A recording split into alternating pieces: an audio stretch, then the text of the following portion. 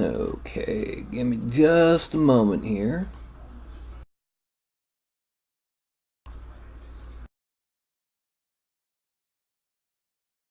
And pop.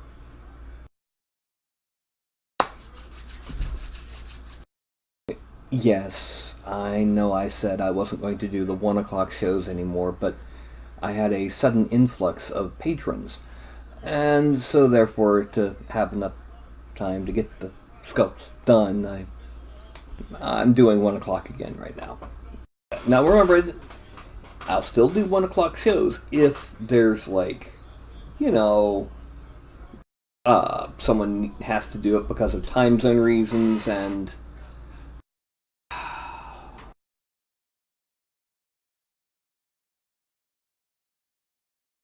a furball has decided that he wants to come up and say hi.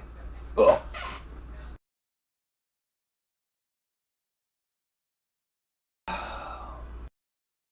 Carlton.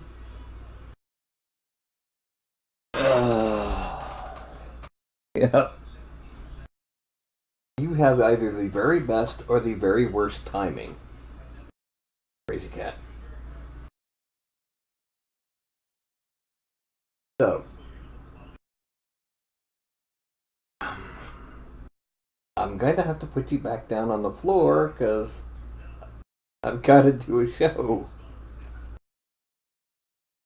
Crazy cat. Now shoot. Go on. Hello, Justin, and welcome.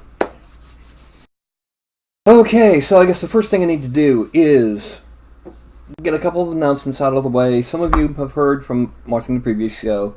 Some of you haven't. I had to cancel the project I was working on. That was the Fantasy Mesopotamia because the architecture I was working on just plain sucked. And then I started to work on an idea of, winter / tundra type thing, and then 2 days in found out someone else was doing it. So, having already finished the Chimera, I decided to go ahead, turn it into legendary enemies. We're talking unique monsters that the figure can still be used as the generic figure. NPCs, things like that. And then, of course, they're minions. So, my basic concept is going to be, like, a perfect example is the Frost Chimera.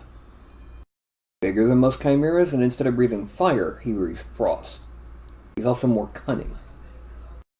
I'm going to go ahead and show you some of these.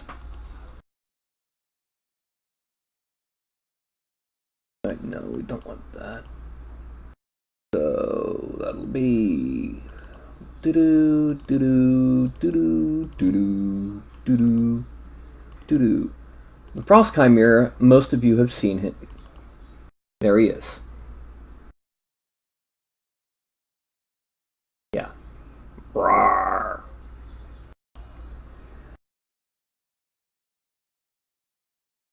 And then we have, let's say, the Sea Drake.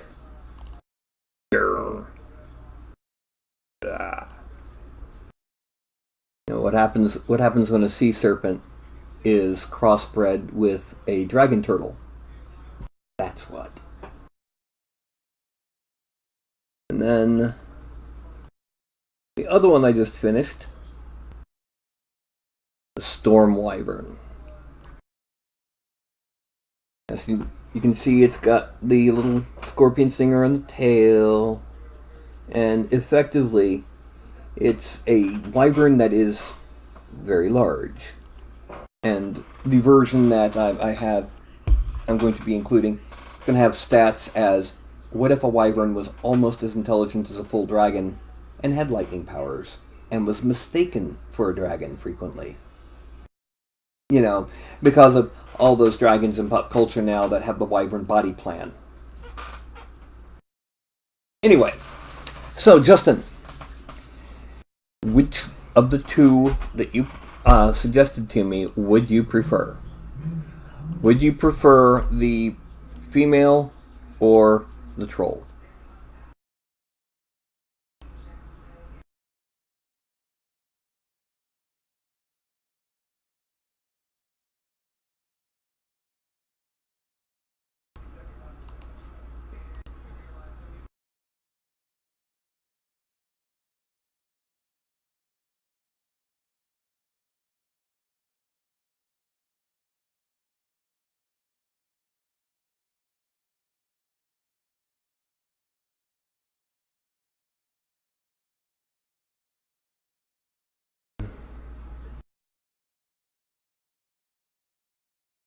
It's, well, my only problem with the female one is that because it is official art, it's a lot more recognizable, a lot more likely to be a copyrighted character. Interest-wise, it's both the same. So, yeah.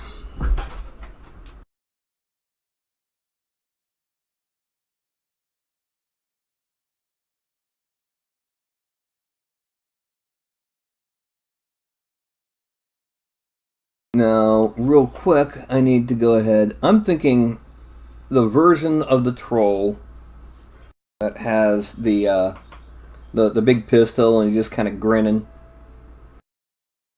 Let me see if I can.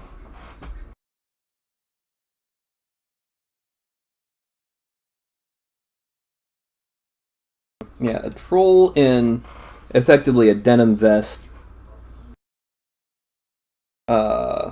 with spiked armbands and strapped up boots.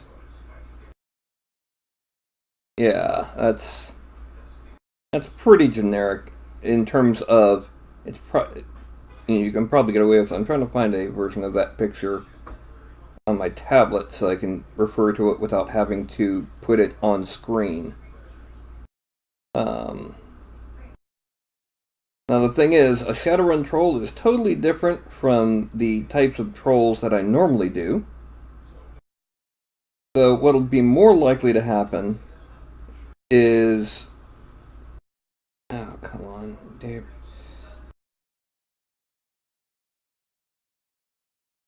What's more likely to happen is I'll use like a half-orc, but make him much more bulky. Half-orc in terms of D&D style half-orc. And then add on the horns.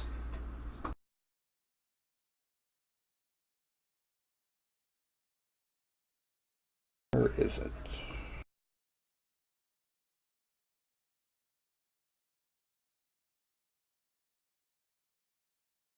Yeah, I don't have access to my Patreon messages on the tablet, so...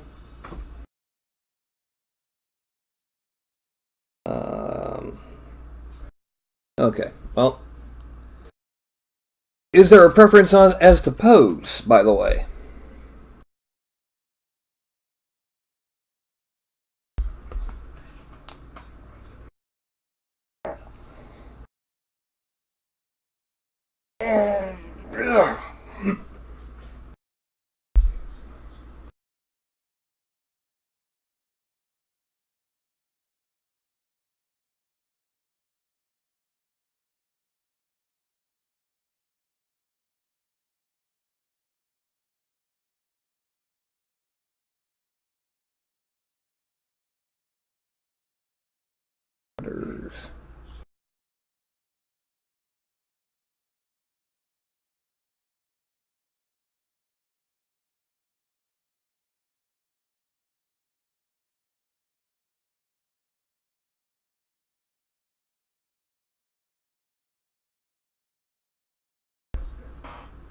Like that? Well, two hands on a pistol, it does make a more difficult to paint figure. And if it's, maybe like this, but even that will cause problems with overlapping parts when I sculpt. It's easier to sculpt and to paint when the limbs aren't touching, and aren't touching the torso. Just as a note. 007.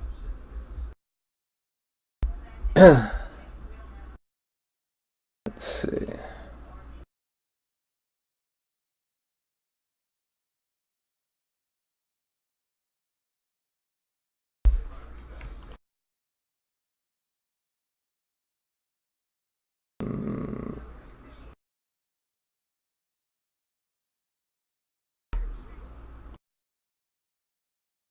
Okay. Like that. Okay. Well, then I guess it's time for me to go ahead and we are now in Daz Studio. What we have here is an original geometry figure that I sculpt my figures from. I sculpt my stuff from. As you can see here, it's totally original geometry. Now, behind him is basically a measuring stick. You'll notice that he's currently 6'6". Each one of these peaks on this portion is a foot tall in scale, and the bigger ones, like here and here, are 5 feet. The average troll is 8 to 8.5 feet tall. We're going to start off by scaling him up. That's 7, 8. Let's put him about there. Okay. Another thing we need to do real quick while I'm thinking about it is we need to shrink that head. He's going to be larger, so that head's going to end up being even larger.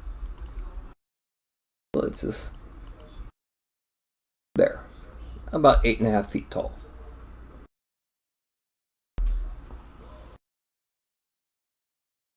And now the next thing we're going to do is we're going to alter his shape. And we're going to do this is we're going to go down to orc.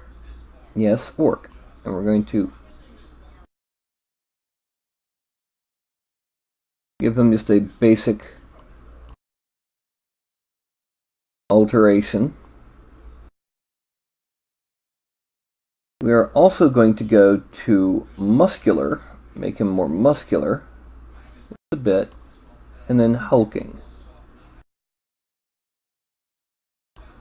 There we go. We now have ourselves a pretty trollish troll. Another possibility is we can go ahead and make him even more hulking.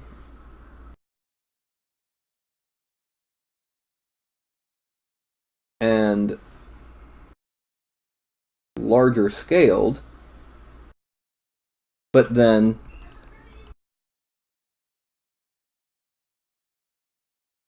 why scale the legs? Make them a little bit shorter.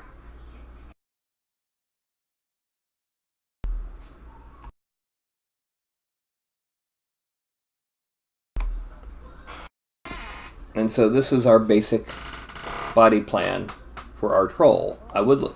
Actually, I'm going to suggest we X-scale the hips a bit. Actually, the hips, abdomen, and thighs. Let's X-scale them.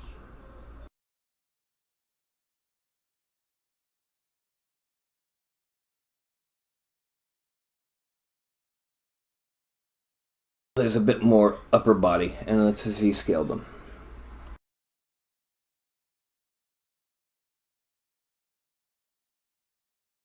Oh, I know I was forgetting something. Hip. There we go. X scale. And Z scale 85. Abdomen and thighs. We're going to make those 92. No, not X scale. 90. There we go. There is our troll, our basic body plan for the troll. Now, the next question is, do you want him to have the classic two ram horns? Or do you want, like, that's the classic high charisma troll? Or do you want just a kind of warty random horns?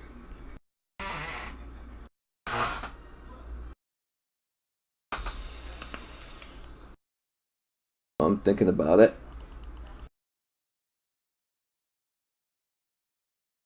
Close the mouth just for this.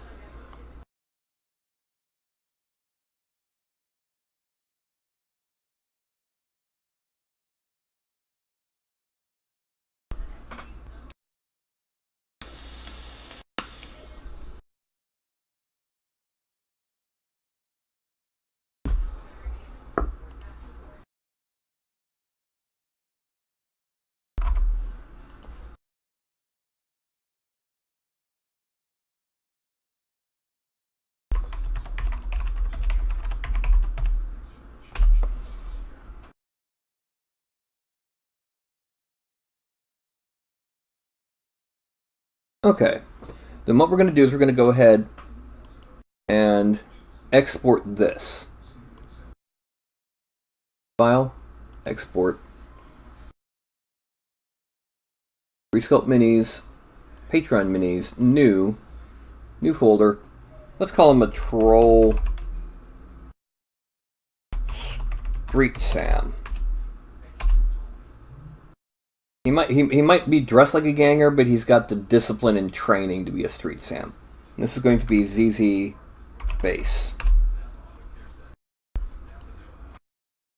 Okay, we're going to then go over here, file, import, and meshes, Patreon, new, Troll Street Sam, ZZ Base. And the reason for this is what we're going to be basing the horn fit onto. So, we're going to start off over here and make a cylinder.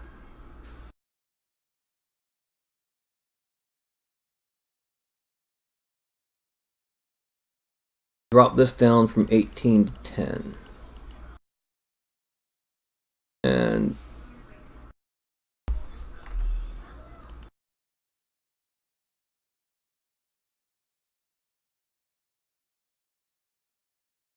okay. And that is the tube that we will be turning into the horn. Now we're going to bring this out here. And the first thing is we're going to taper, because the horn grows short. However, because of the nature of 3D printing, we don't want it to be, okay, we need to be more like that.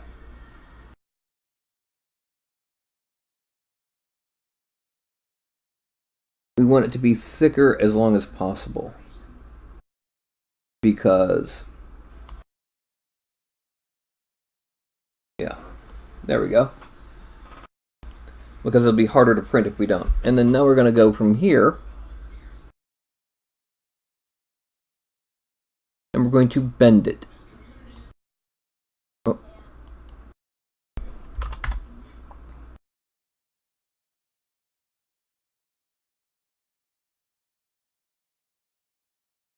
Okay.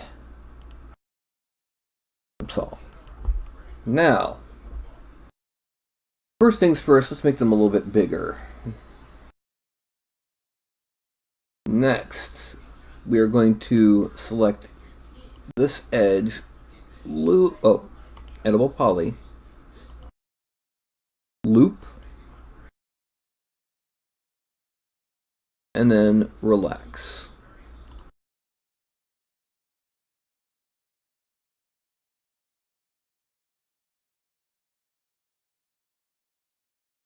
Collapse all, smooth one. Okay, now we're going to play around with positioning it.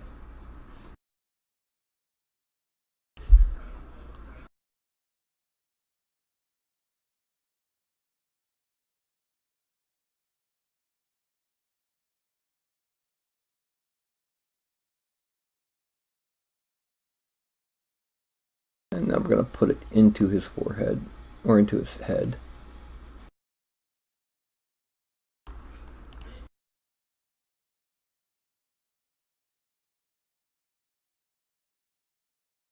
And pull that back out a little bit.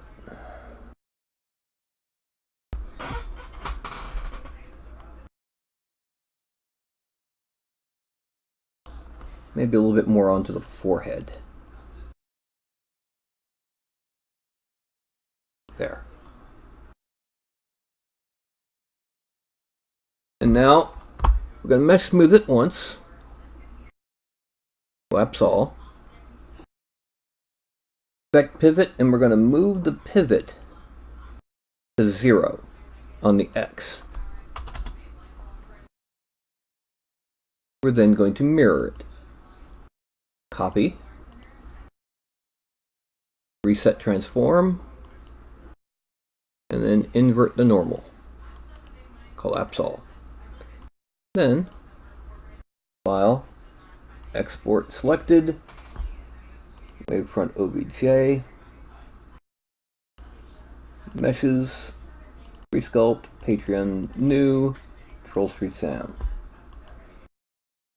ZZ Horn. Export, done. That's all I need from here. Going back in here, we're going to import those horns. Import. Resculpt, Patreon Minis, New, Troll Street Sam, Z Horn. We're going to parent it to his head.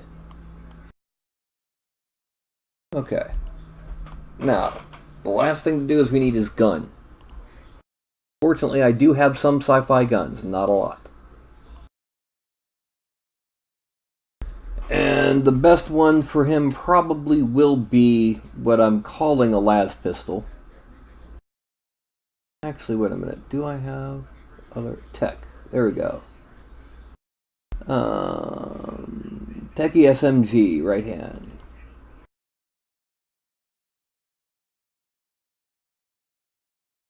How's that for a gun? For a troll?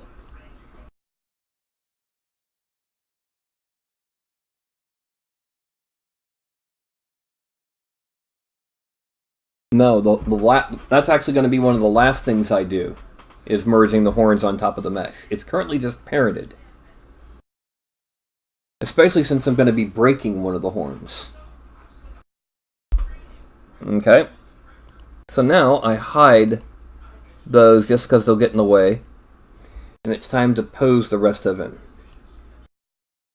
Okay. So what I'm going to do, I'm going to rotate the hip like that.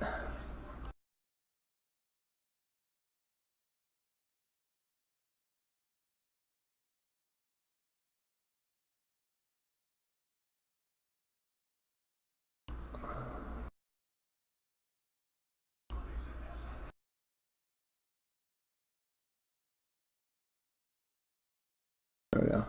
We need to rotate a little bit this way. Because you always want your hips and shoulders to not be parallel to the ground, because they aren't when you actually stand.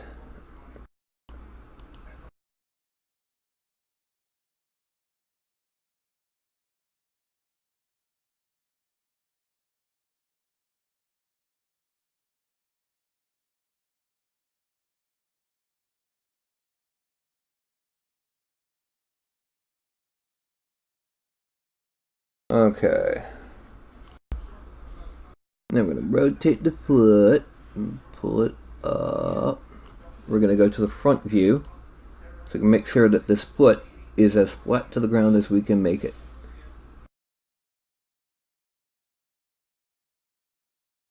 Hit Control D to drop it. Nope. I forgot I gotta move that so that the gun's not touching the ground. There we go. And unbend that hand. Then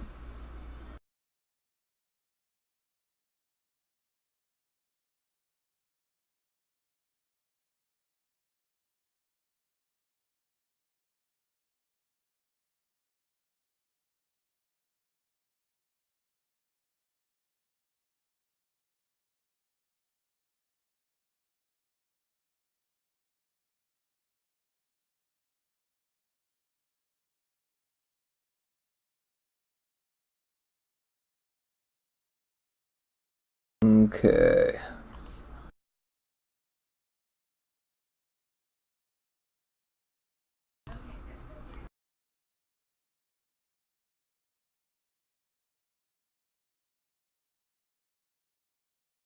That should do it. Front view.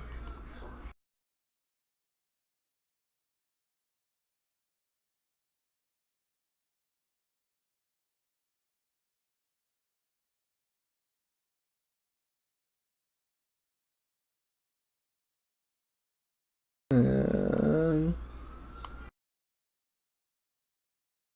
there. Now the next thing I'm going to do is I'm going to go ahead and select both of these feet because those feet are a little narrow and make them a little bit thicker. Now, selecting the torso and the chest, we're going to pull back a bit. And we're going to rotate that way, and we're going to rotate that way. Actually, let's go ahead and pull that forward and this back.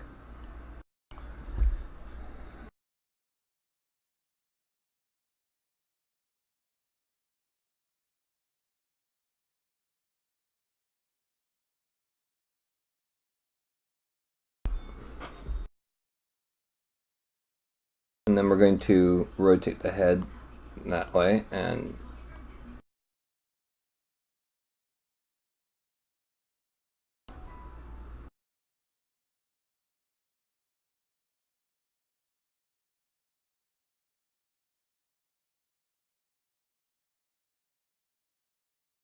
let's see how that SMG looks like that. Yeah. Now we're going to rotate that arm that way. Bring him out and rotate him a bit more even like that.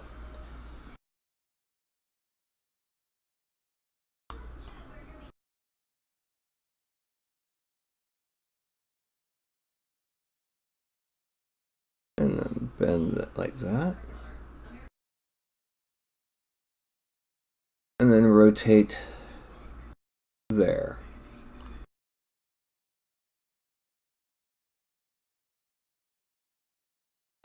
Now we close up that hand.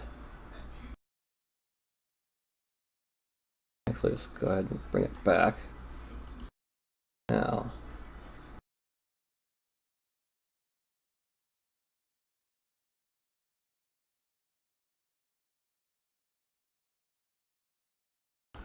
and now we're going to do what's called pinning. We're going to pin that chest. It's not going to move or rotate. Because what I'm going to do is I'm going to grab this hand and I'm going to move it until good. Now we're going to rotate it and then drop it out and down a bit.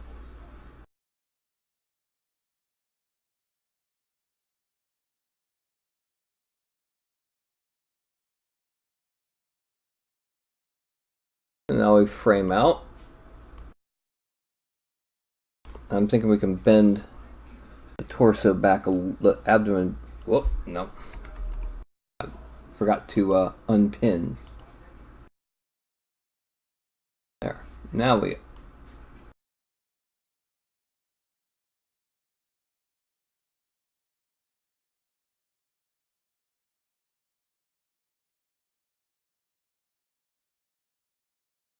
just to show the current state. We are also going to pull this up a little bit so that the finger is not completely covered. Also pulling it forward just a little. So, how's that for the pose?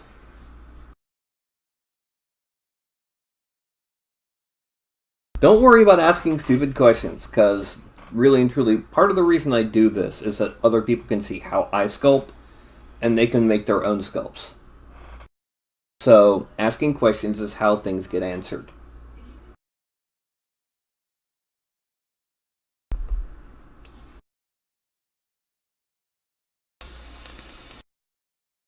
How's that for the pose?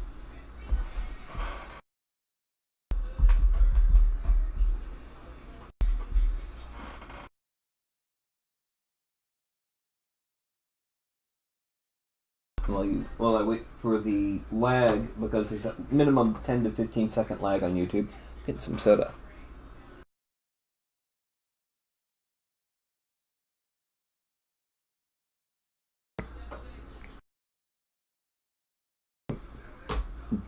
Okay. What we're going to do is we're going to rotate his chest a little bit like that.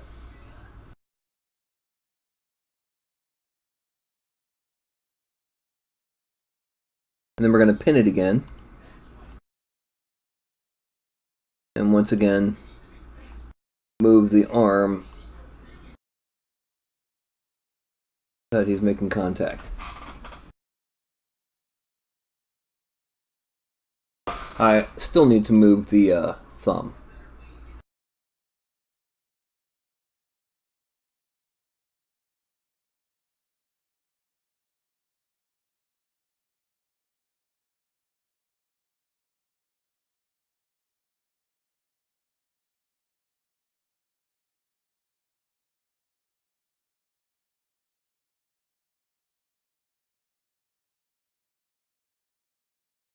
There.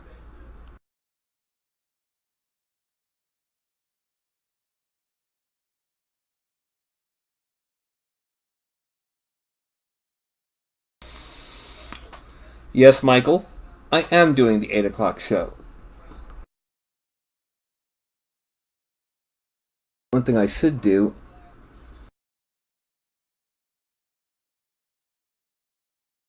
There. It's a bit more of a natural stance for holding a big gun up.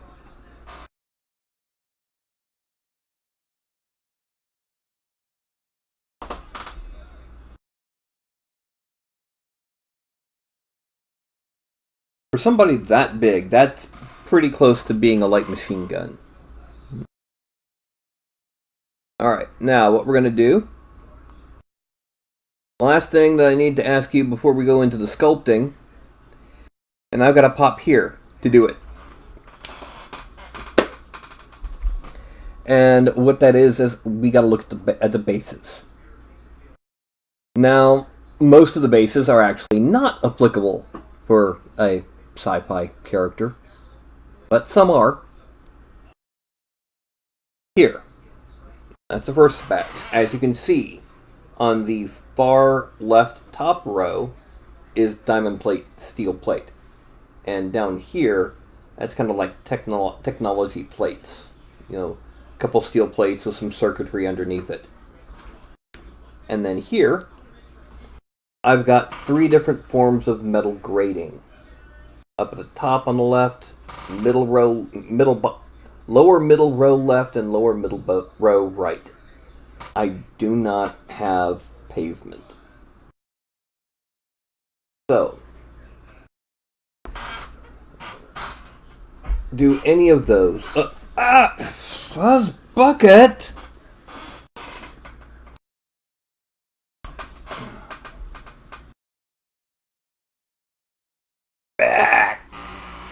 Do any of those look like they fit your character?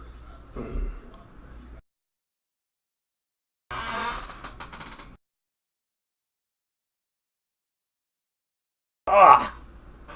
Yeah, somebody's claws just hit the wrong spot. Oh. So, do any of those look okay?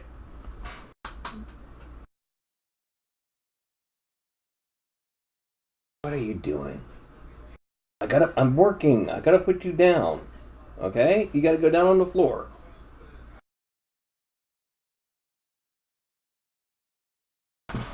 Go. Okay, so on this one, upper left, the kind of the, or yeah, the kind of the triangular grid. That one.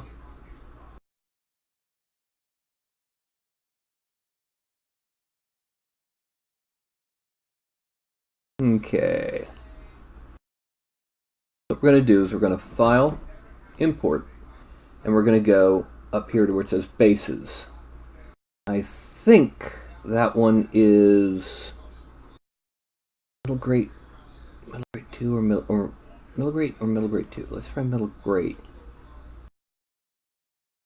Yeah, that's the middle grade 1. And we're going to increase the scale on this base by 150%. Yeah. Now, actually no, we want to keep that 100. X and Z are 150. And then we're going to go to the front view so that I can move this there over a bit like that. And then a right view so I can pull it forward a little bit. And we go to perspective, and there's his base. And if you want, we can give it a bit of a random spin so that he's not lined up directly on the grid.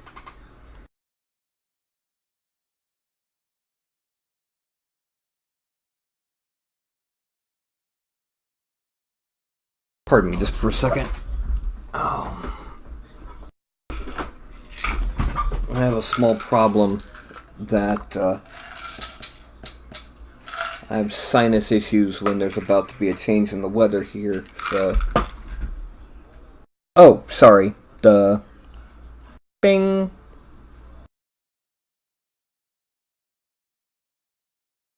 We can give it a spin so that he's not lined up on the grid.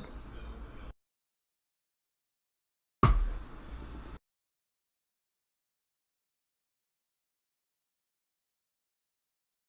had to take a couple of Aleve. I'm starting to get a sinus headache.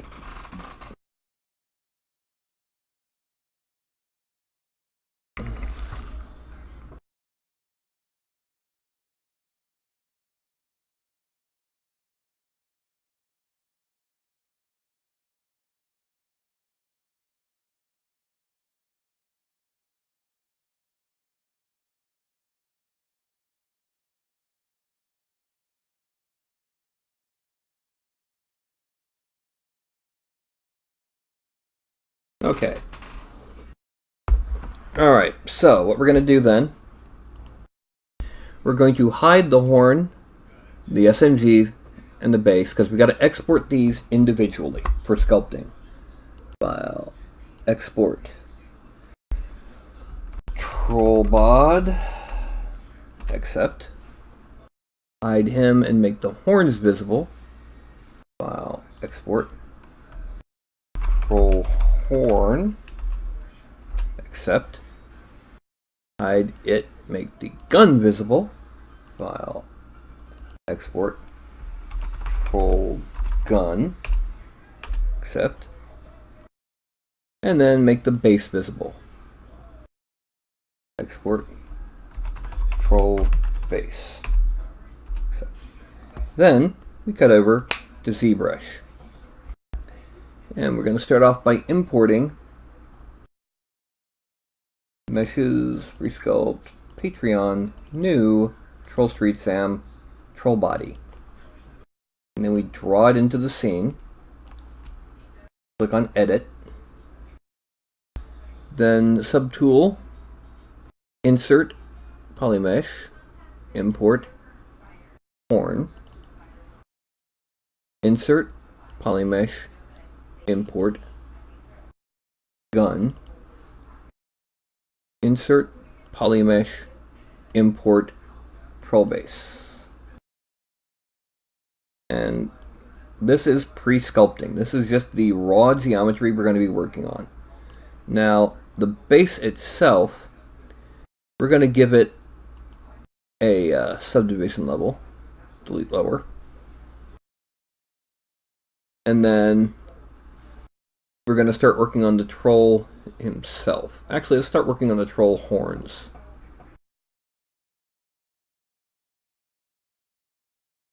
Alright. And what we're going to do, we're going to subdivide it till it's smooth. Delete lower. And this one is the one we're going to break. We're going to break by using trim rectangle. Turn on transparency so we can see. And then we're going to chop to here.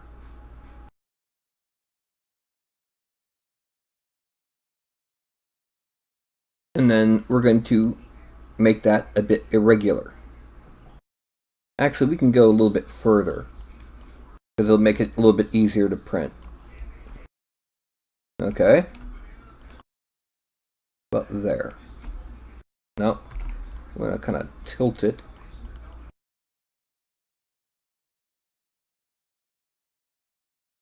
There.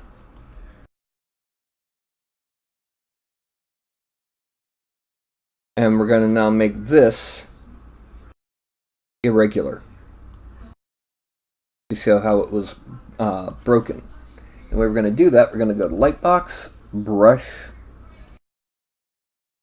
If I remember correctly, it was Orb Brush that had rock noise. That's what we're going to be using here.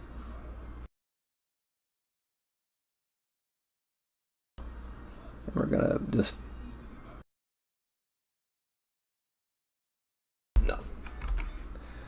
No. First, let's subdivide it a couple points more. And then we're going to dynamesh it so it's more evenly distributed. And there we go. That should do it.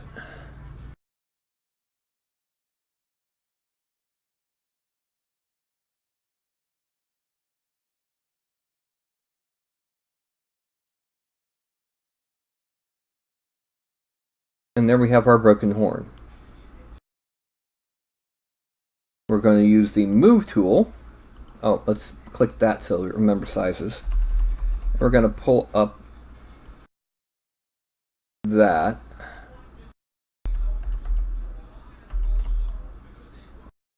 And then shrink here and bring it up.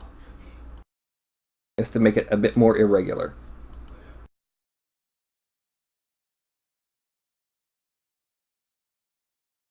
Then, time to break out the tablet.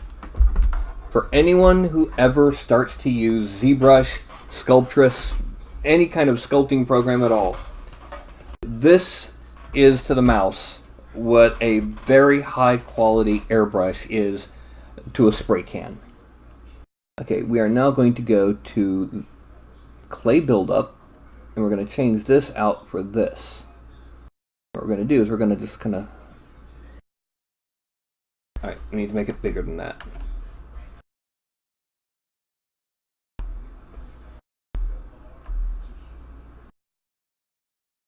And we need to give it more of a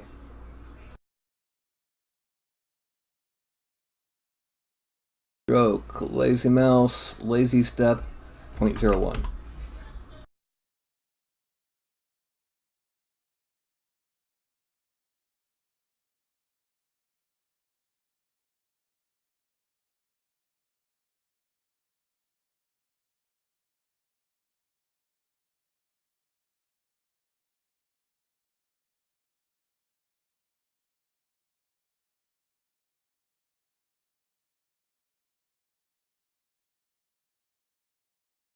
Then we're going to rake, and we're going to shrink the intensity quite a bit, and we're going to shrink the size a good bit. We're going to kind of just add a bit more on with this.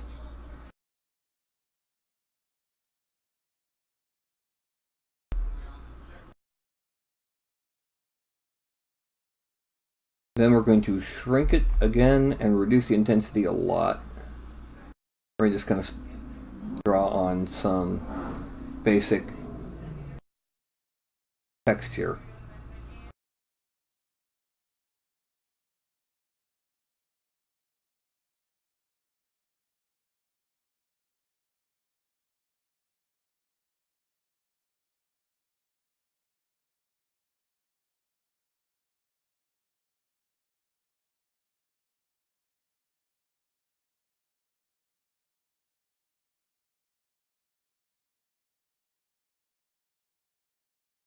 And then once we do this, we're going to add in a crack down the length of that horn. The broken one. Because a broken horn usually doesn't heal properly and it probably easily splits. I played a troll once that was a physical adept instead of a street samurai or gangbanger.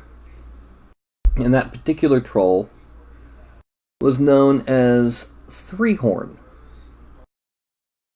Now the reason for this is because when he was a goblinized troll, not a natural born troll.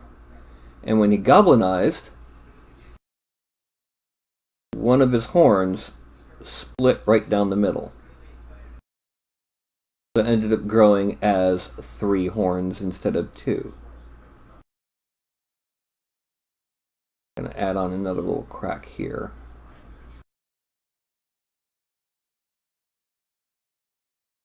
Then we're going to make it smaller.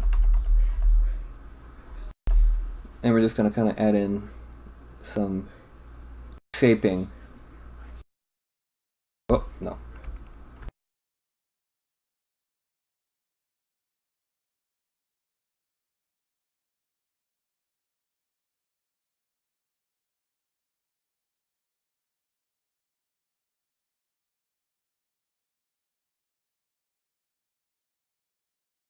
Okay, that's our horns.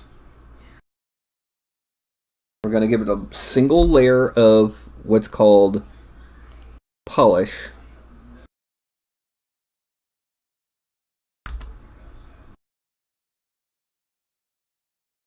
And there we go. That's our horns. Now, we're going back to our big guy. We're going to fix a couple things that need to get fixed. Like right in here. And there. And right here.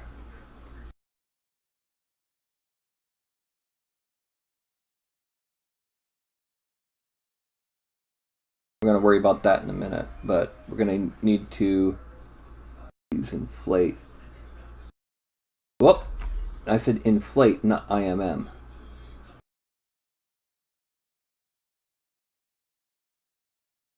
And here. Then I'll kind of bring that in so that the rib cage is more defined.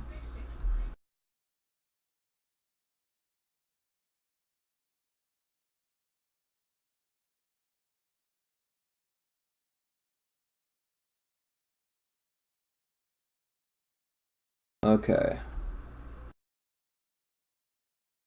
Now, the next thing we're going to do is we're going to zoom in close. We're going to turn on transparency. And we're going to pull the horn mount over top of the horns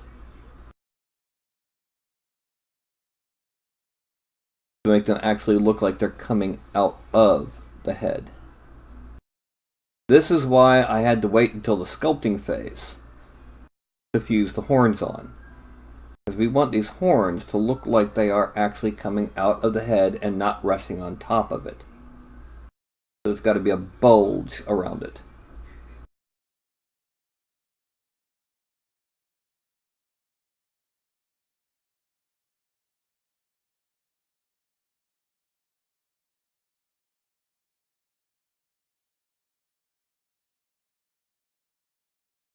Okay. Now we're going to geometry. And 1, 2, 3. Delete lower. Dynamesh of 768. Dynamesh. Okay, now, is there any change you want to the expression on his face? The program I was using before is called Daz Studio. Now, to warn you, I do not use the actual Daz Studio models. I created my own model and used Daz Studio to rig it. I will not use copyrighted geometry unless I am the copyright owner. That's also why I don't like doing copyrighted characters. Now, do you want to change to the expression on his face while we still can?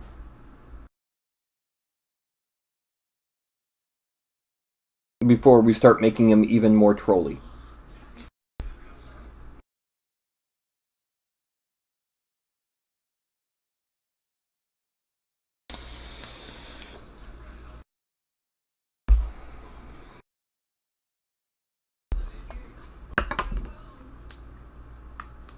By the way, you may have just seen that go across the screen. That was the autosave function. I do not recommend not using autosave. Autosave has saved my hiney. One side of his lip should go up just a little. Left or right side? His left or right?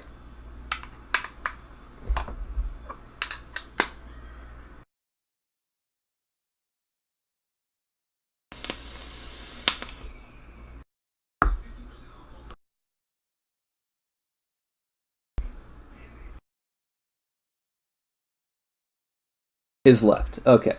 The way we do that was just going to use the move tool. Grab that part of the mouth and bring it up. Make it smaller.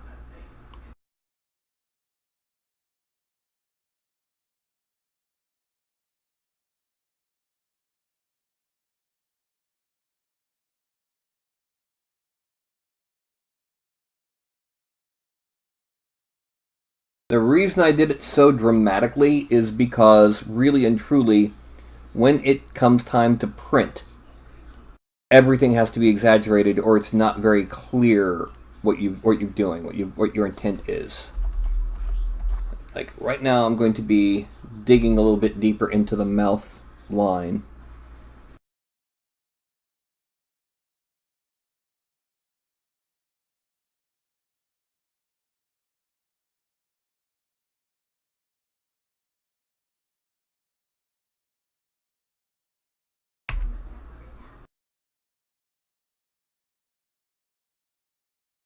Now, going back to inflate, and what I'm going to do is I'm going to thicken these brows quite a bit.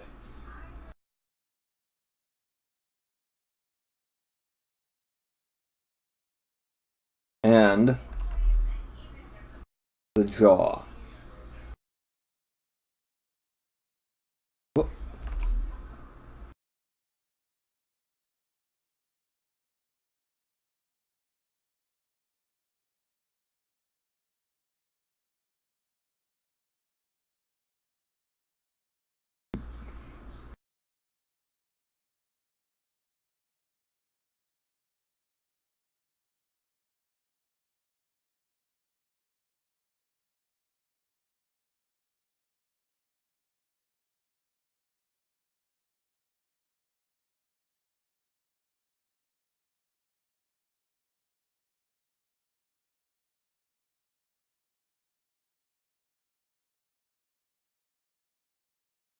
Okay.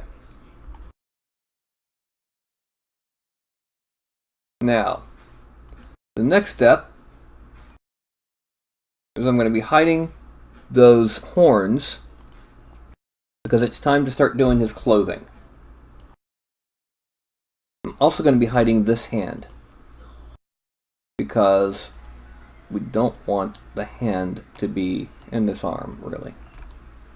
Because otherwise it'll be in the way for what we got to do for the pants. Now, as you saw, he's wearing multi-strapped biker boots. The way we're going to handle that and we're going to use make similar boots here. We're just going to draw all the way down to his ankles. And then we're going to 1, 2, 3, 4, 5. No. We're going to erase borders between them.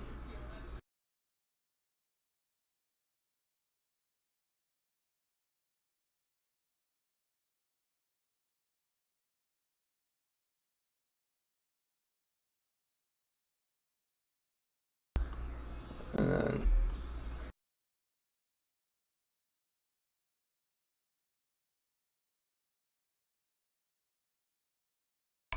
okay, that's where the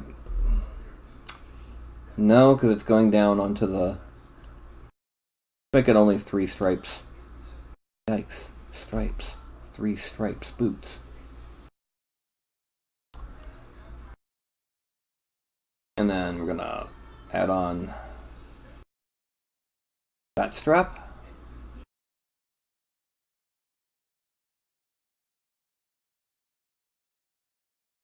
That strap.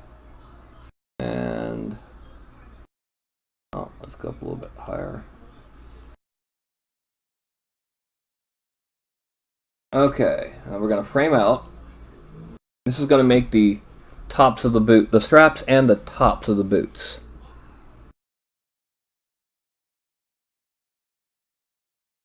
Extract 0.02. No, 0.015. Accept. We're going to draw here and draw here. And then we're going to seam 16. And we're going to increase that intensity. And then we're just going to draw around the top here.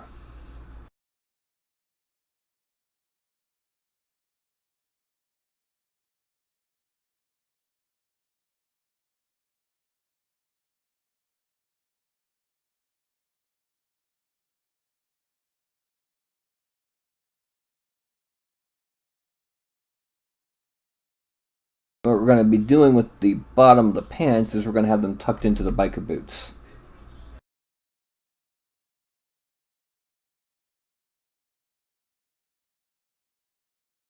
What? No? What the hell?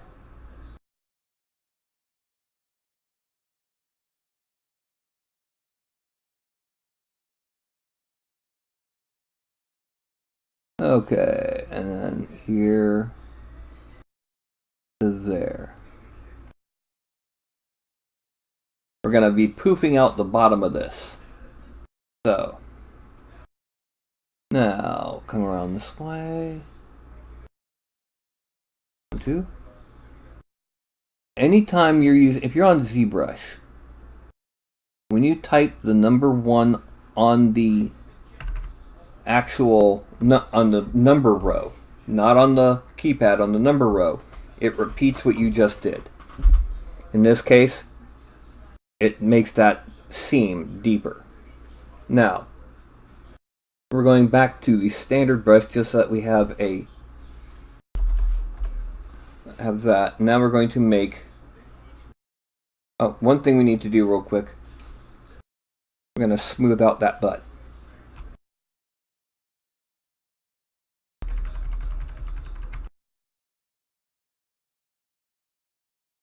Because, yeah, it's a bit too...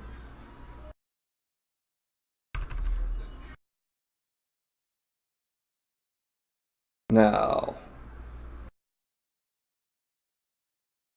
we're going to here, and we're going to bring down, all the way down to here. The reason for this is we're going to be smoothing out the bottom of it. We're going to extract 0.01,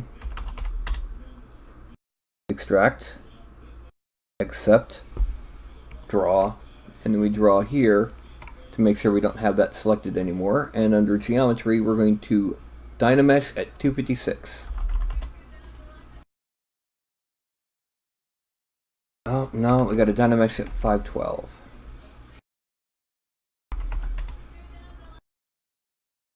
Okay, and then we're gonna make this a bit bigger, and we're going to smooth on the outside because it'll be easier to blend in to the actual thigh after we do this.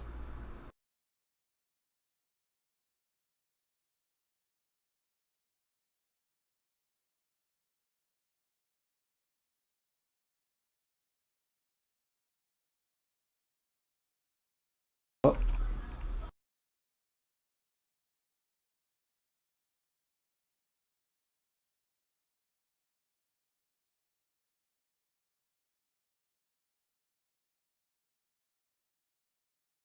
Okay, now what we'll do, we're gonna subdivide it once more. We're gonna merge down.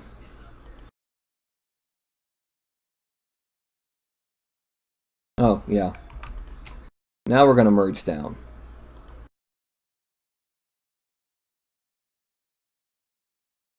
And under geometry, we're gonna Dynamesh. We're gonna shrink this, hide the hand once again, and we're going to smooth out where it meets.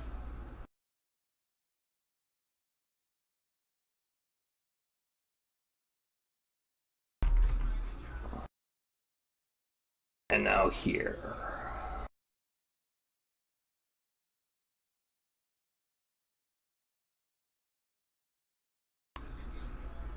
And 1, 2, 3.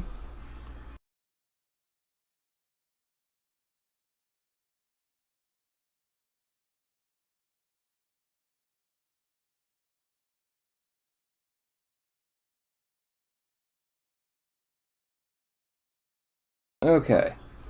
So now you can easily see how the pants end up there. The next thing that we're going to do is we're going to carve out the belt. Once again, hiding the hand.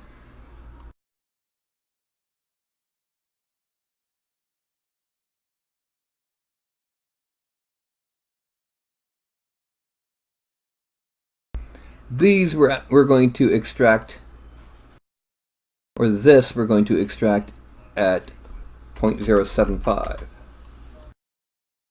Oh, 0.0075. Set, draw, and then draw. We're going to add the buckle later. Now, we're going to go a little bit higher.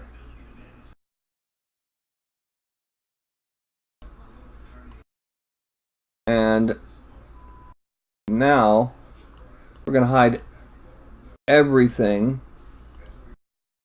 that's not in this area. So,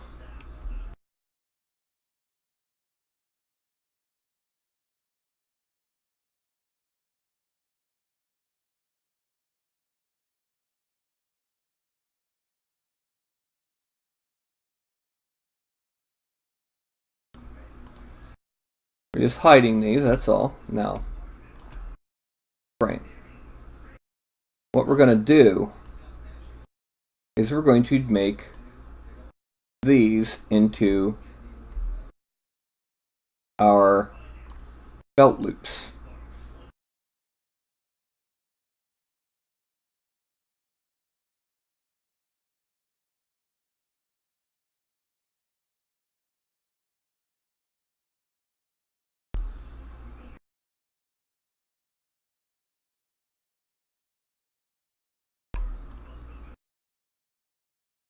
And come around this way.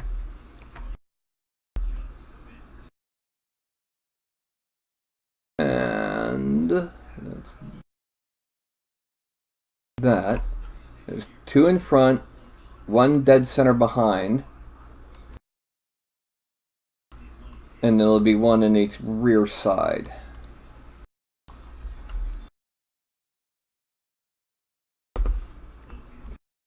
Okay, the way we're going to do it is we're going to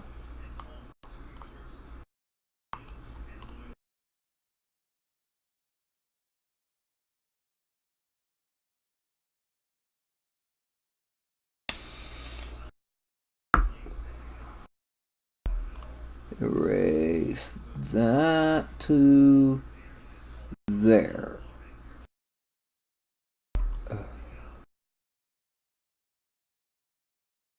Not too far.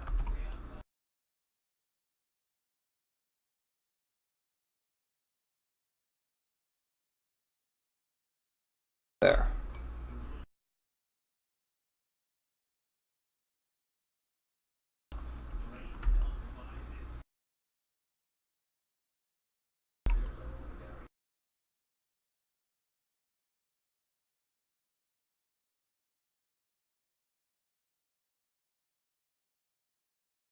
Oh.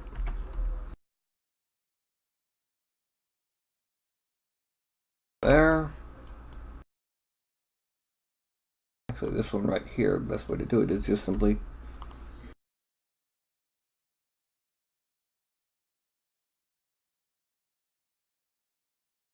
okay.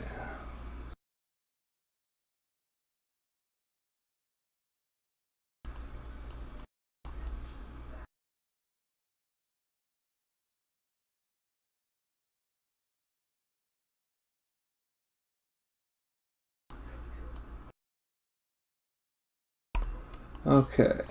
Now, that's our belt loops. We're going to extract them at 0.0125.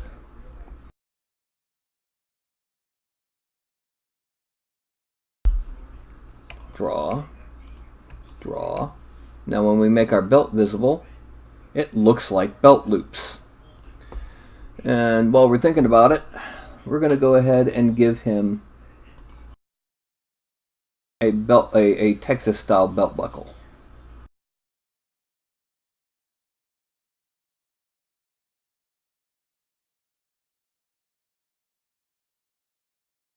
And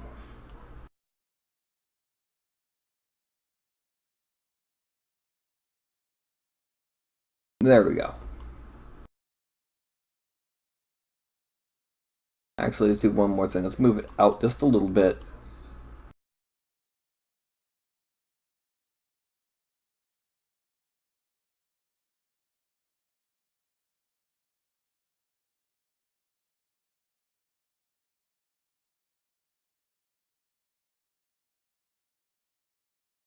Next, it's going to be his vest. Oh, while I'm thinking about it, we need to go ahead and add on the seams to the pants and his. We need to pull that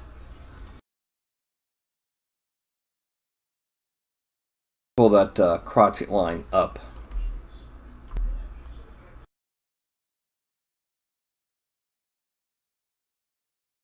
There we go.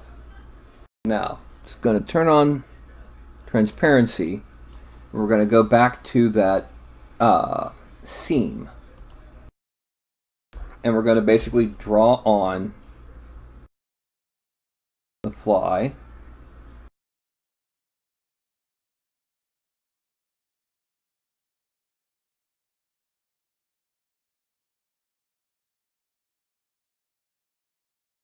And then the pocket.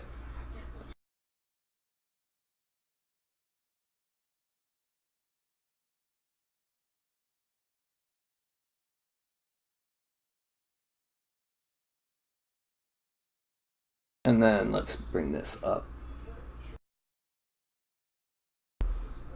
Bring it up this way. And then we're going to come down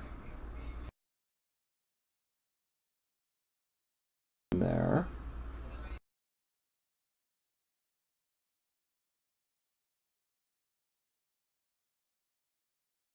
And then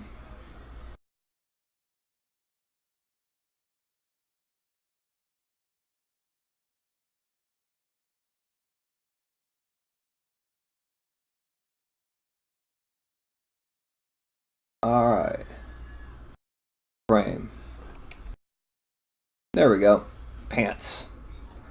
We're going to poof them out and give some wrinkles to them here in a little bit after we do the while I'm thinking about it, let's go ahead and add the buckles to the belt, to the straps. What we're going to do is we're going to grab here and just kind of, oh, let's make sure we have our depth set to 0. Okay.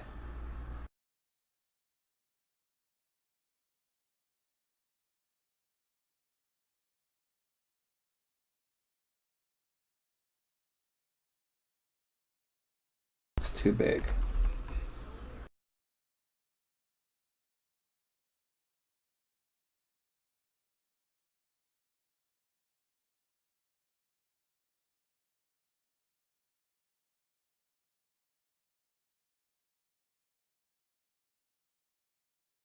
No.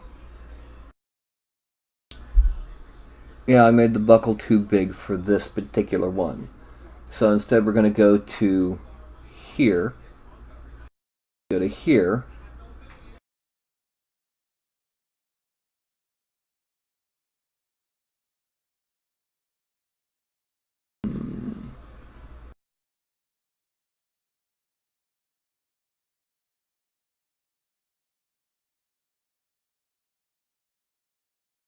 And that's going to be, let's see, geometry.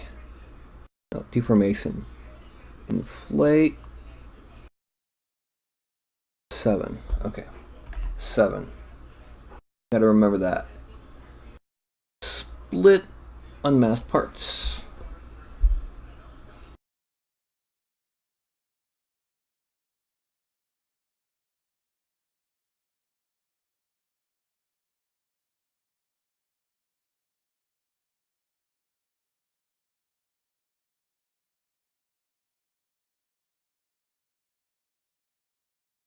Split unmasked parts.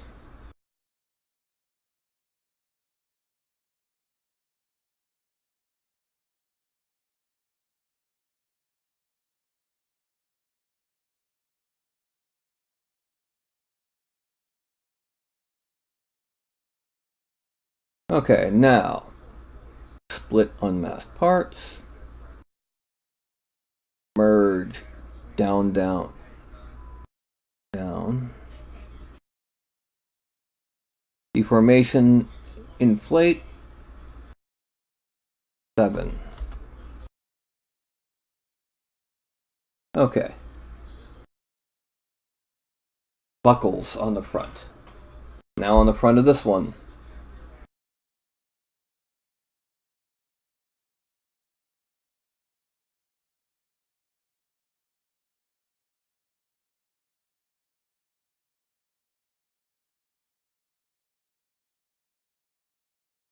And then, once again, subtool, split unmasked parts.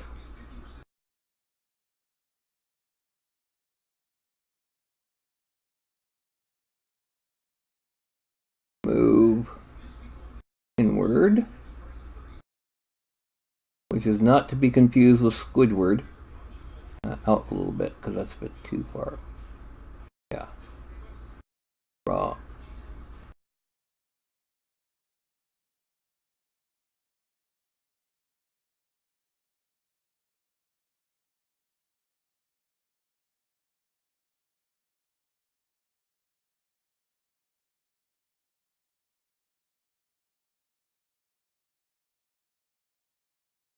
And then split unmasked parts.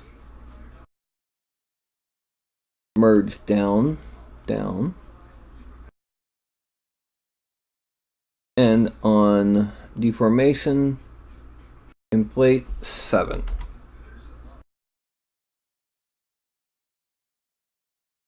Subtool, merge down. Geometry, and we're going to subdivide it a couple times.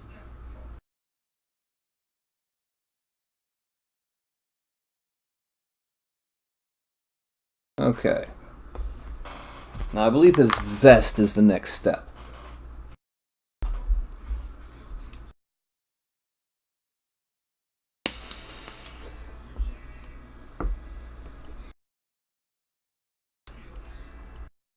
Okay, so it's going to be, go back to standard, shrink it down, Make sure the mask is set to -100. And we're gonna... Oh, yeah, it would help if I was actually on the correct subtool.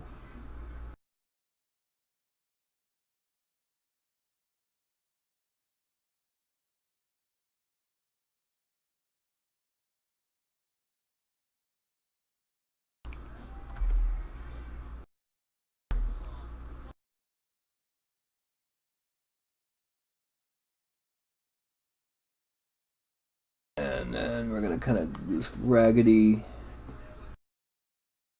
over on this side.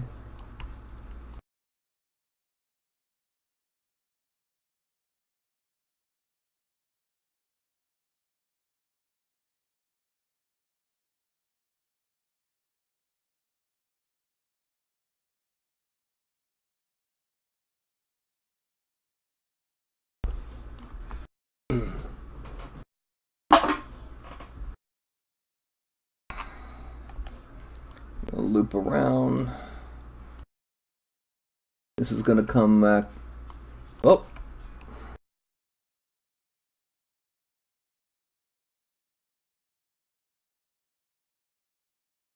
There.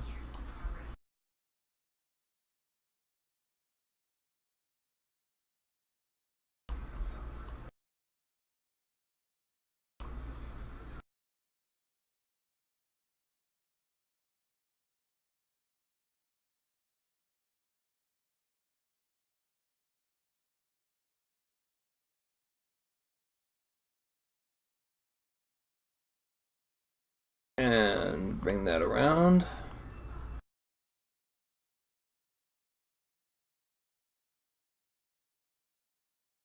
And then bring that down to sharpen the edge.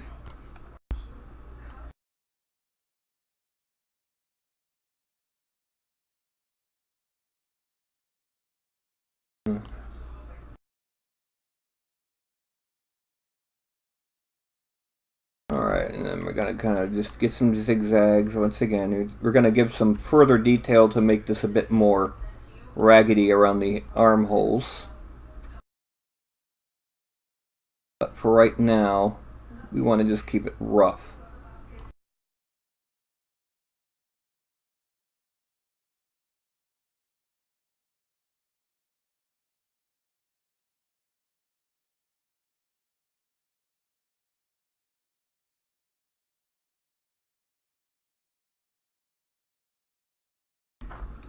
Let's bring this around.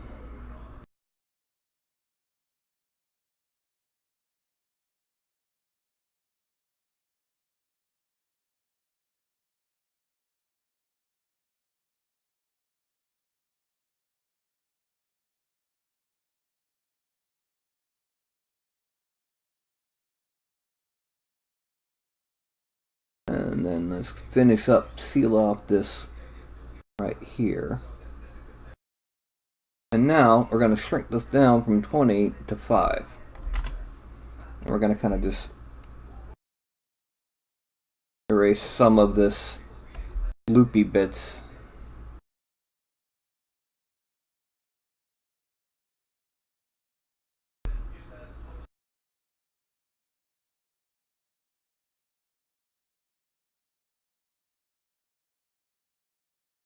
Okay, and just some further.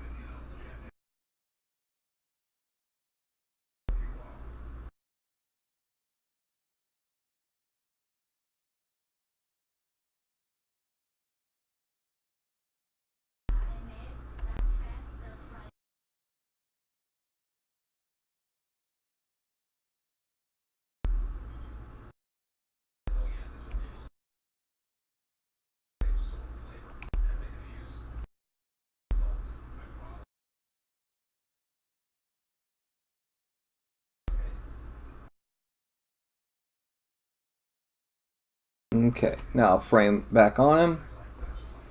You can already see it's going to be in a nice shape, nice position. We need to do one further thing, and that's we need to give it a shape at the top. So we're going to bring this around around and down.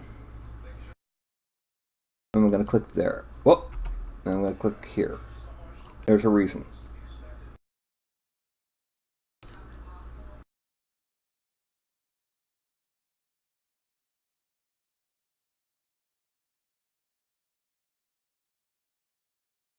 Now we're going to cut there and there to make it a sharp.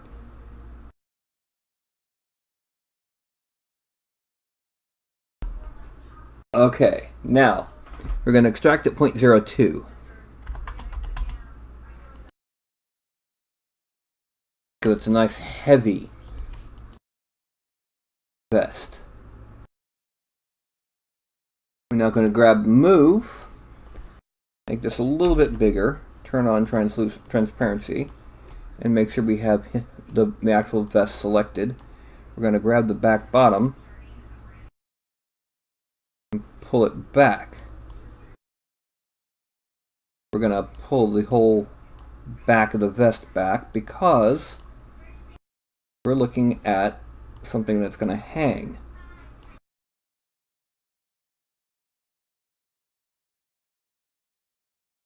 Then we're going to shrink that. We're going to kind of drag the individual parts underside back under. Whoop, nope, not there.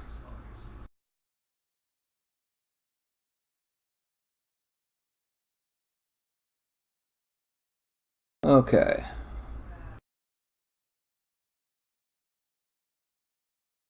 I'm going to frame out. Now, geometry, we're going to Dynamesh it at 128. Make the mouse a little bit bigger and reduce the smooth intensity to there.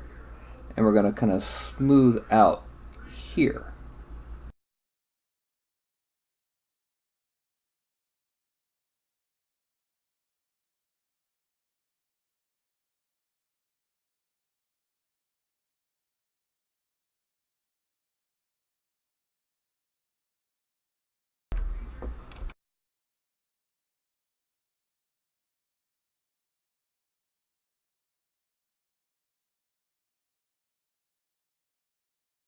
Okay, now, subdivide it a couple times.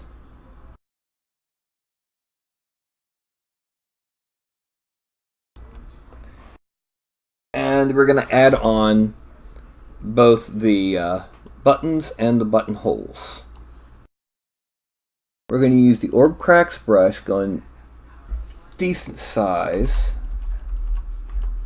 And we're going to keep that depth, and we're going to make our buttonholes.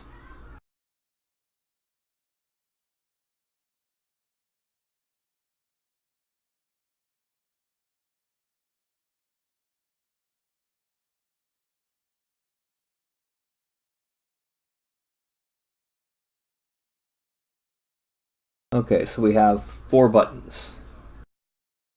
Now we're going back to the there.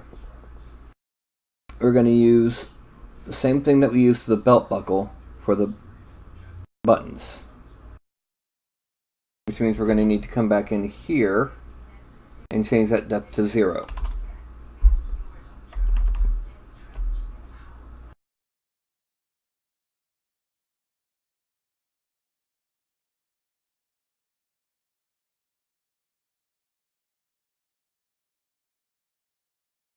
Hold on just a second. Subtool. Split unmasked parts.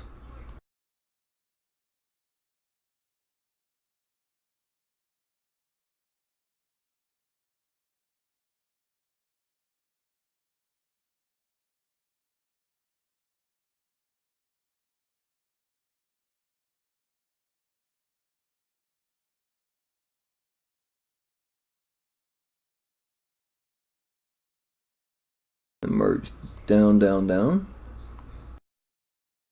Geometry. Divide, divide. Delete lower. Frame out again. Now we can see that it's got the everything's in place. We just need to add in the bracers and then start detailing things. Which includes wrinkles, the swelling where it tucks into the boots, and detailing on the gun. Now it's 2:24. We have half an hour left. I'm probably going to be able to get most of this done. I'm not certain we'll be able to get all of it done.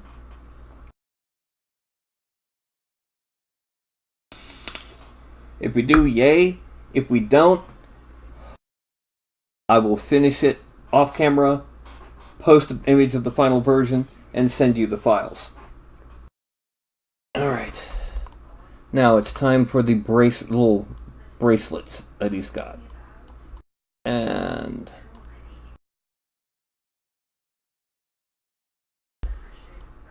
we're gonna tilt it like that. And oh, yeah.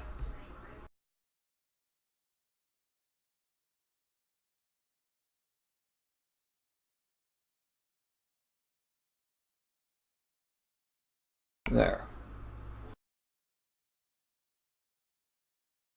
Now.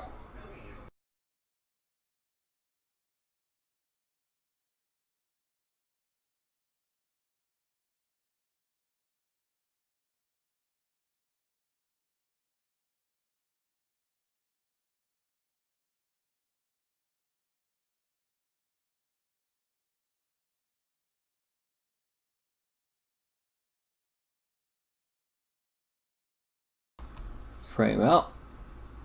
And then we're going to extract that. Accept. Draw. Draw.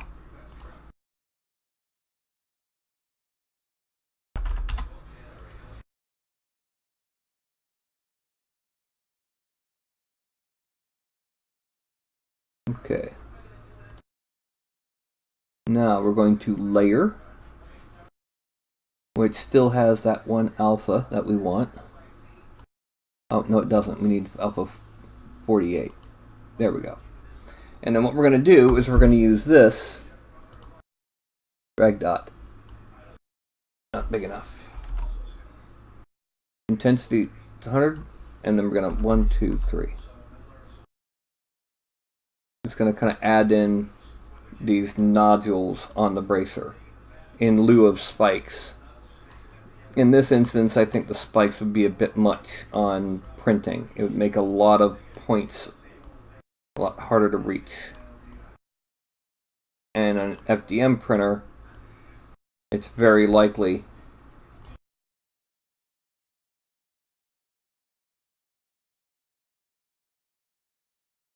there. Then I'm going to use the seam tool once again. I'll put it right here. Oh, no, here.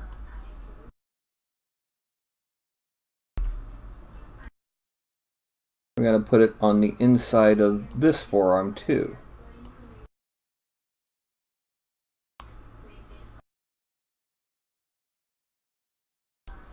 Okay, so all that's really left is detailing. And adding in the knuckles and that on the hand. Now, under normal circumstances, I can work late. I can broadcast late. I have issues going on here at home. I can't do that today. But, normally I could. Alright, we're going to use the clay buildup tool, alpha 1, and we're going to drop that intensity down quite a bit. And what we're going to do is we're just going to simply...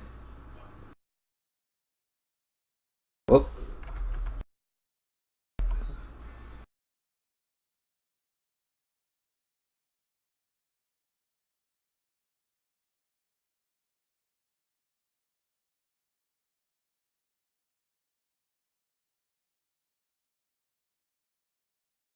Okay.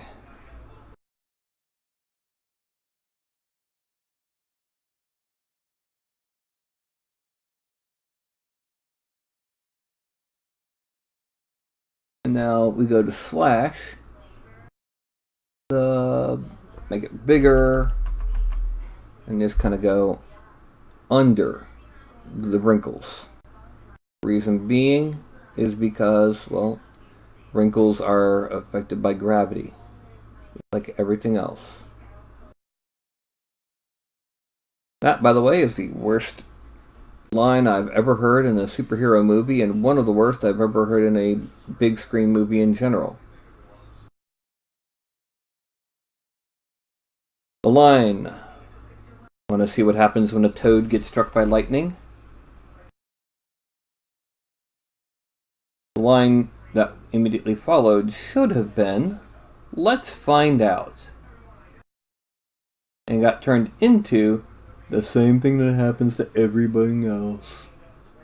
In other words, garbage. A garbage line with a garbage delivery. And it was not in the worst of them all. I mean, it was in the first one. That was not that bad. Not that great, but if it had bombed, yeah. See, the thing is about that era of superhero movies, it wasn't just one or two movies. It was a series of them. That if any one of them had been as bad as the Fantastic Four movie, we would have never gotten the Marvel Cinematic Universe. Okay. And now, next up is going to be the hands. We're going to make them look good. We're going to click on that, zoom in, click on that. We're going to shrink the mouse until it's about slightly smaller than the fingers. And we're going to 1, 2, 3, 4. Then we're going to draw on there. Smooth it.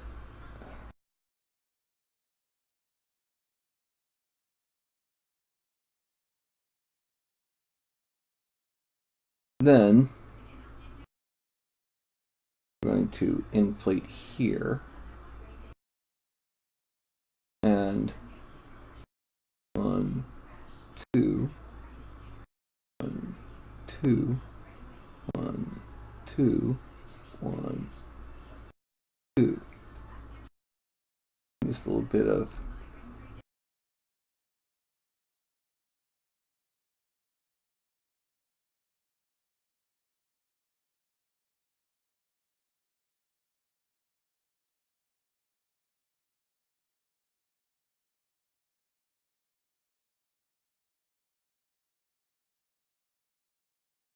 okay.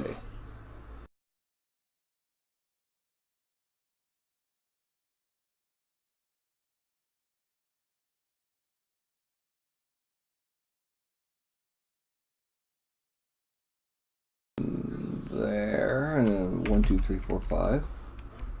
How if it? Yeah. And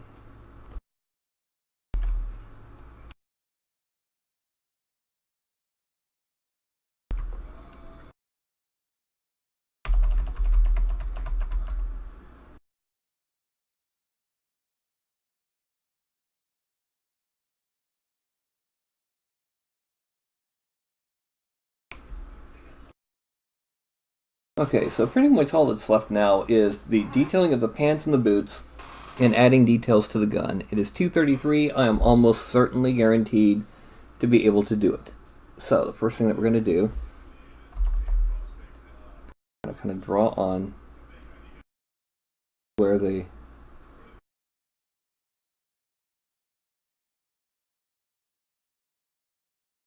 pants meet.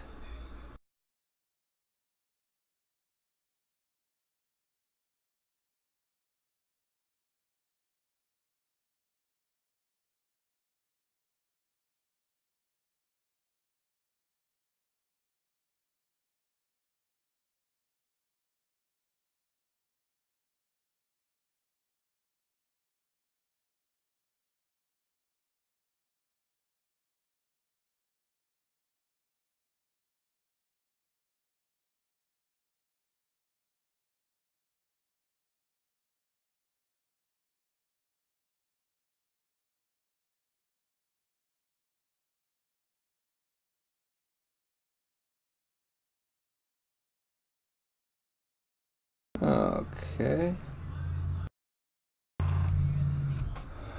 Frame out.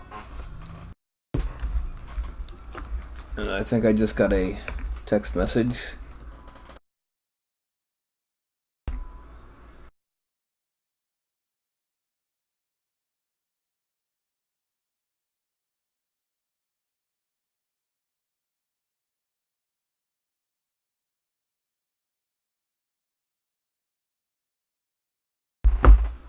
Now, we go to slash,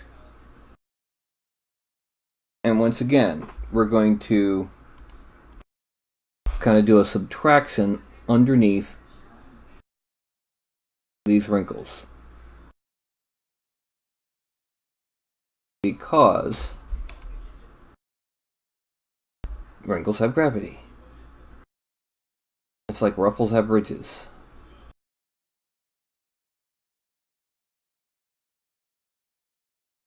And I'm going to kind of pull a couple across here. And then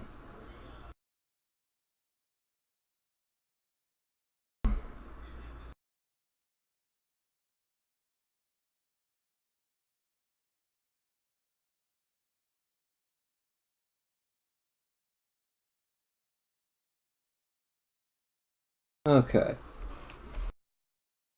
Then we're going to go to add, drop this down a little bit, and we're going to draw on the bottom third of these wrinkles. Give us this sharp edge. Yes, wrinkles have a sharp edge.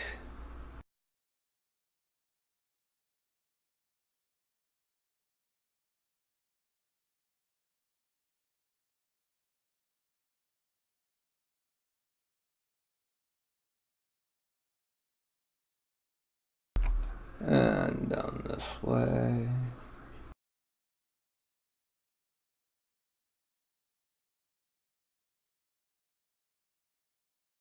Now we're going to frame out, and we're going to add the wrinkles to the boots. Then we'll be adding details to the gun.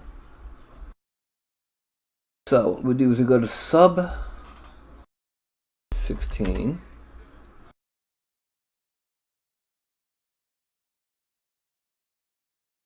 We're going to add in transparency.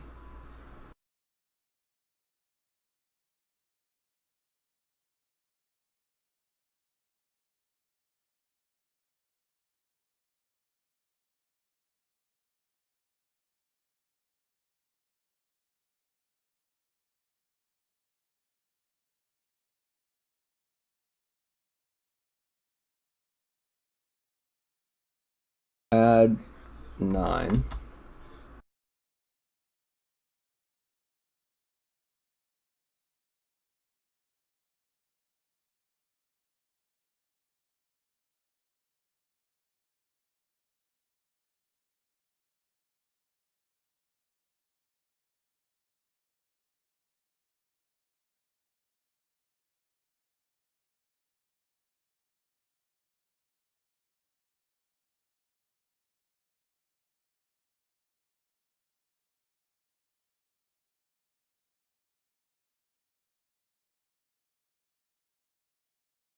Frame out.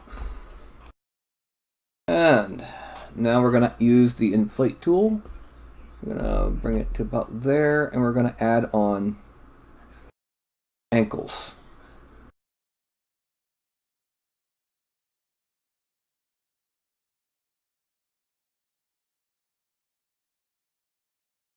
Okay. Turn off transparency, add on the gun. Frame.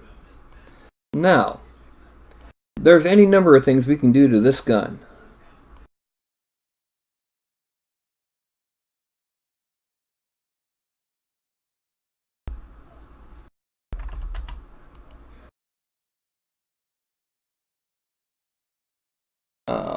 One of the things that we're going to do is that we are going to select that. We are then going to, actually let's go ahead and select it all the way up here. We're then going to masking, and we're going to blur it.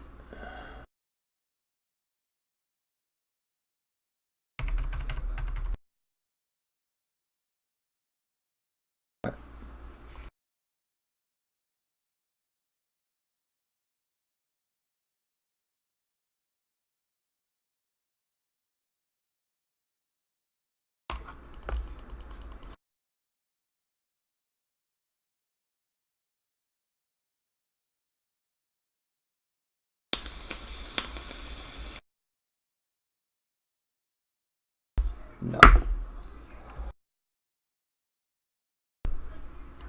Go Z remixer real quick.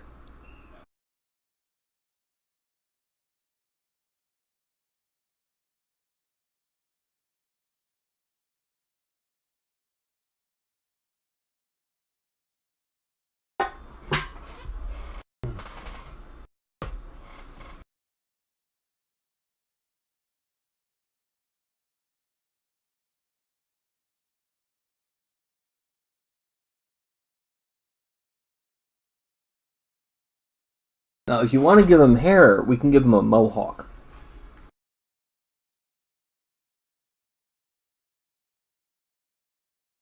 Now, what I was going to do was, I'm going to select here. Then we're going to blur the mask.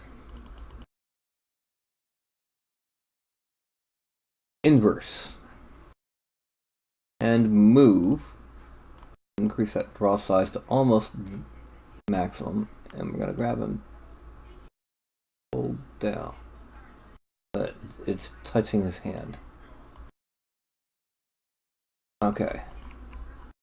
Now, geometry, we're going to subdivide. And then Dynamesh again.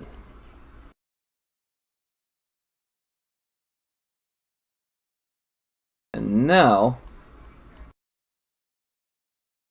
we're going to add on details, like we're going to add on here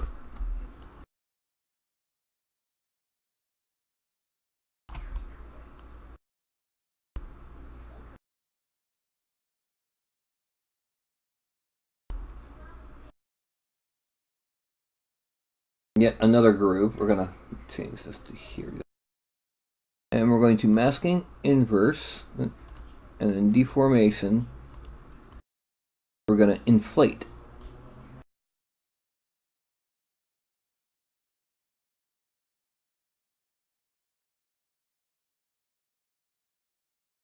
And then here, we're going to select that.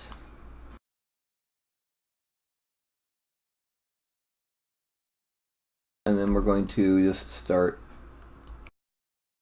removing sections to represent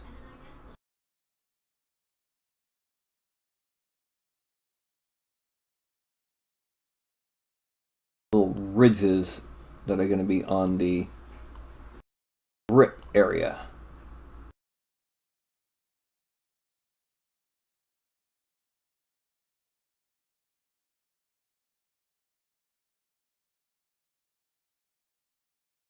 Now, masking inverse, deformation, inflate.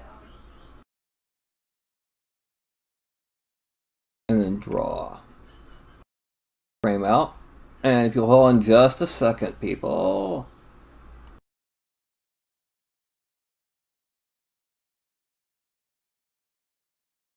And now we're going to add in some lines on the drum of the magazine. Okay. We're going to use that with layer. We're going to turn off that. We're going to turn back to alpha 6 and turn it back to freehand. Make sure that we have laser mouse on. We're going to give it a decently long length. And we're going to reduce the size. And then we're going to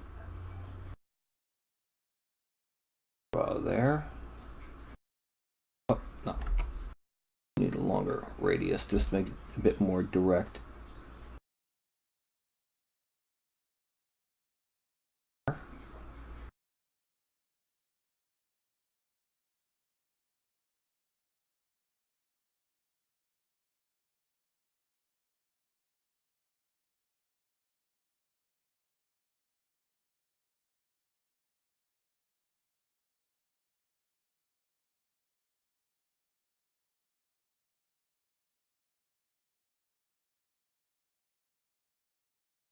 Okay, that gives it some details to make it look gunny.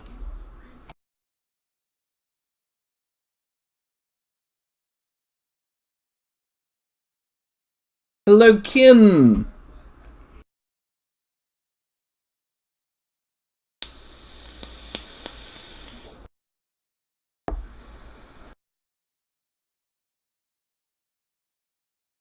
Justin, the geometry after you sculpt will always be bad. That's one reason why. But the thing to remember, though, is there's tools in your program of choice that can help redo the detailing, redo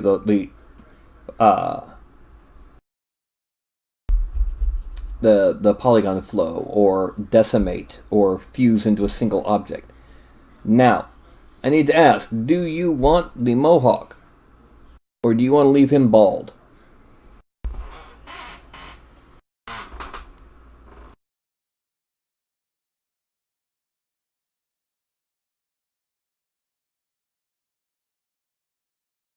Whoops.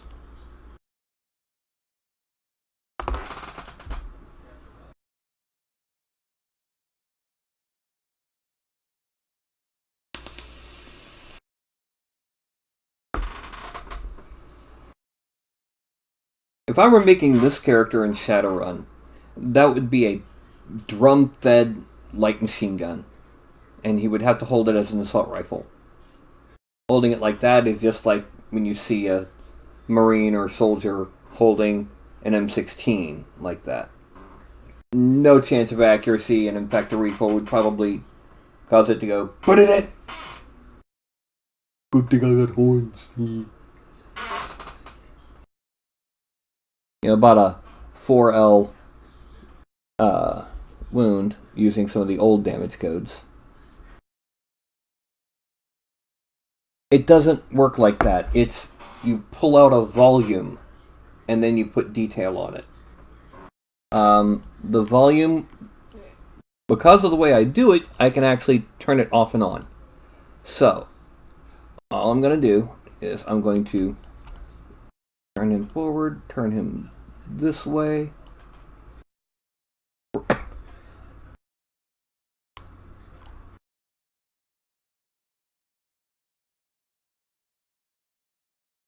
And here.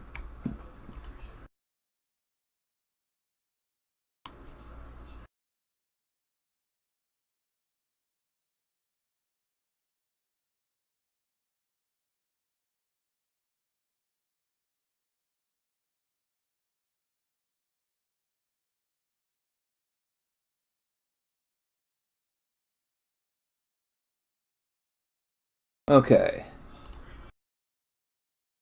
And then I simply go to extract, thickness 0.1, extract.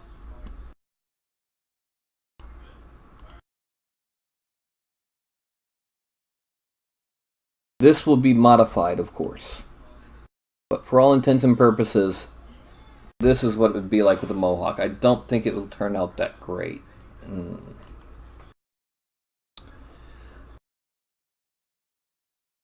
I think he looks better without the mohawk.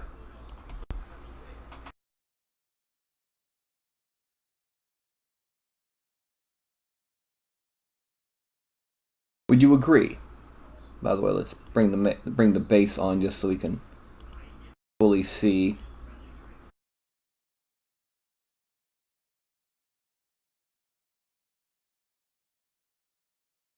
Here now, to see what he'll look like when he prints, the thing to remember is he'll be that big. So we shrink him down when we're looking at it to make sure that the detail will show up as we can see, most of the detail will show up. Even down to the buckles, the pattern in the base. Yeah.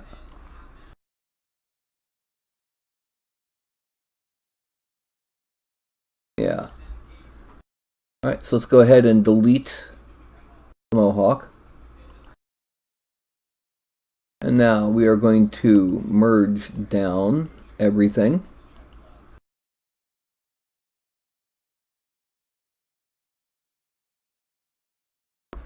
And we fuse it in order to be 3D printable. Well, actually, in order to be 3D printable, we have to fuse it into one single watertight polymesh. So we go ahead and we already have Dynameshes lit, so we control, drag, and when that orange goes all the way across, it is now one single mesh fused solid into a single watertight surface. But it's still 1.6 million polygons, which is too many to print. So we go to Z plugin, Decimation Master, and we're going to make them 50k polygons, or 50k points, 100k triangles. So we click Custom.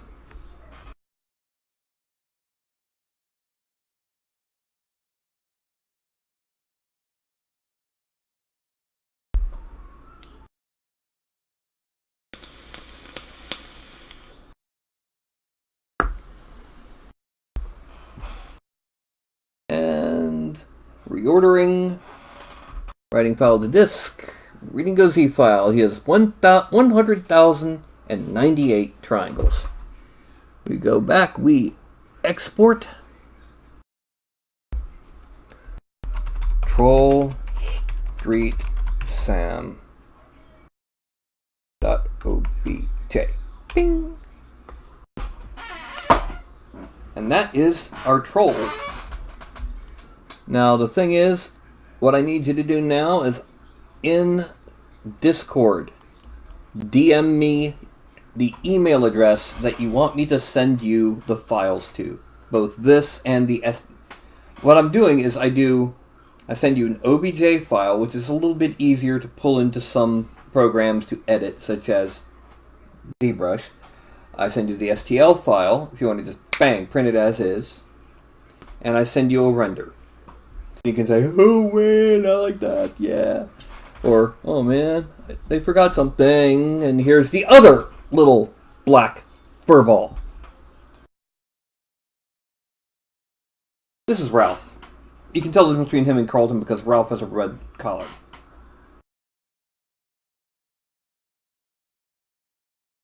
Buzz butt. So anyway. Yeah. Let me put my glasses on now. I don't want to use Make Human because that's pre-existing copyrighted geometry. I prefer to start with something that I made myself. Do you mind? Yeah.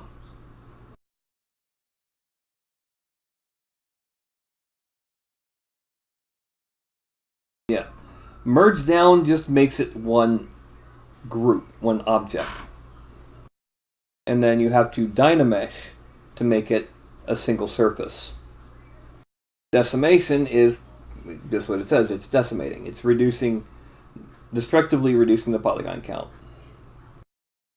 I don't know enough about Make Human itself. You say you use Blender. There is a legendary tutorial on 3dtotal.com called the Joan of Arc tutorial, which is all about teaching you how to make a human figure.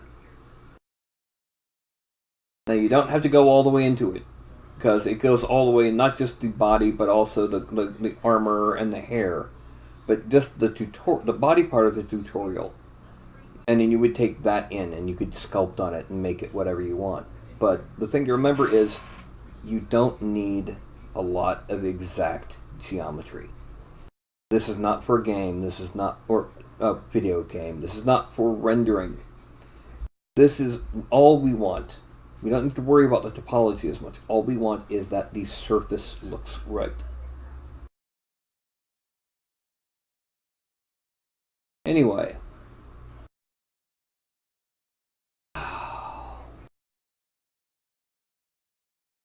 Buzzball.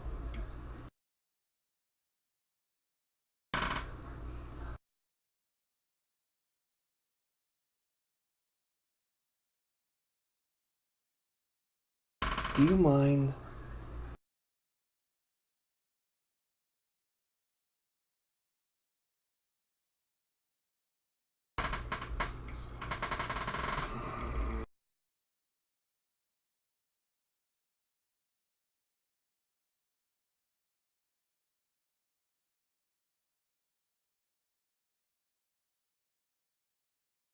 Really? Okay, it's 2:55. If I can get this little fuzz bucket off my shoulder and get him to stop licking my hands and nose. Come on. Yep, get back up there. I'll be doing my... No, don't come down the other... That doesn't mean come down the other shoulder.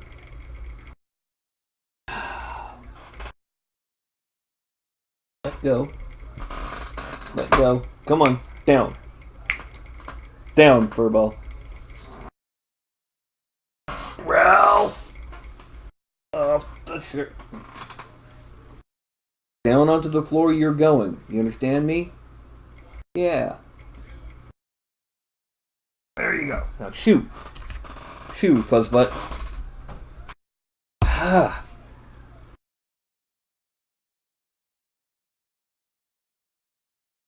Cat hair everywhere. Alright. So anyway, now that I don't have to stay back away, I can take myself.